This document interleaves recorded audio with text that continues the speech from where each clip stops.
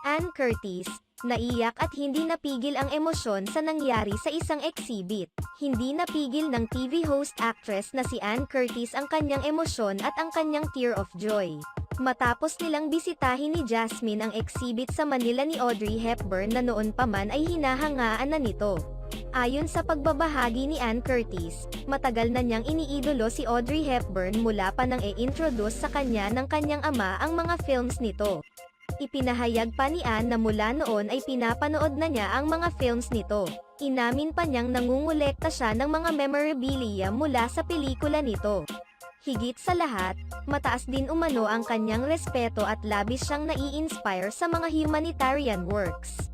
I have been an admirer of Audrey Hepburn since my father first introduced her films to me, the initial being My Fair Lady. It was an instant admiration